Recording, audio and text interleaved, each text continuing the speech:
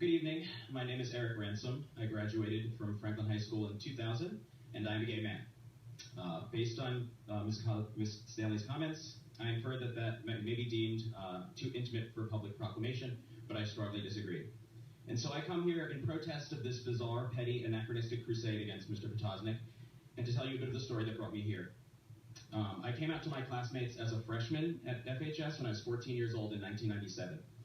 Even at that time, when the prevailing opinion was against me, I felt comfortable enough in this community to share that part of myself with classmates. Although it was widely known at school, the students, the staff, and other members of this remarkably diverse community gave me no trouble. I wasn't bullied. I was popular enough. I had lots of friends. I was president of concert choir. My classmates voted me over all kinds of superlatives in the senior yearbook. But I believe the man that I am today is largely due to that tolerant, warm community that accepted me wholesale, even in a time when I did not believe I would live to see gay marriage pass in a single state, let alone the entire nation. Now I'm a playwright of some note in New York with my second off-Broadway show opening next year, incidentally gay-themed. I mention these accomplishments not to boast, but because they reflect where I came from. Reviews have often called my work fearless. I don't think of it that way because growing up in this community, it never occurred to me to fear speaking my mind. I do not believe I would be where I am in my career had my youthful honesty been met with resistance or even violence, as it continues to be to this day, even in this time of inclusion. I believe Ms. Stanley sits in opposition to the tolerance that makes this diverse community so special.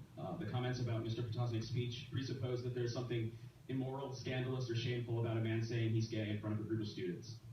This country has moved past that, and I would hope that every member of the board would too. If he were a man of color who graduated in a segregated school and was decried for expressing his gratitude at standing before an integrated graduating class, the person who decried that would be dubbed a racist. If he had been decried for the comments about women's suffrage that he made, the person who decried that would be called a sexist. So the natural course of that analogy, yes, I am saying that this campaign for the resignation is based in homophobia. I know Ms. Stanley had a defense against that, which was a riff on that old standard. Some of my best friends are that way. But even there, in the quotes that I read, there was the insult that the gay friends she has always behave like mature gentlemen and are truly considerate of other people. Considerate? Judging from these comments and actions, it sounds like the definition of considerate homosexual would be one who keeps his head down and his mouth shut in mixed company. There's no gay agenda to protect the children from. The students of this school are smart enough to have heard it before, and the President of the United States has spoken more explicitly of his support for gay marriage than the President of this board did that day. When I first saw the comments in print, I assumed they were said in a reckless moment, like some gaffe sputtered from the endless font of ignorance that is Donald Trump. But to know that this resignation is still being pursued is outlandish. If you disagreed with what was said, you might have taken him aside and told him so. You might have written a private email.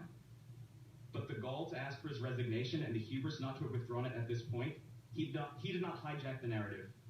Ma'am, I believe you did. He was not talking about sexual deviant acts. He was speaking of love and family, and I don't see what's wrong with that. It was a perfectly legitimate commencement speech, and he noted progress. He encouraged the graduates to pursue further progress and declared himself a member of the 21st century. And I hope that all of the members of this board will join us there. Thank you. Thank you, Erik.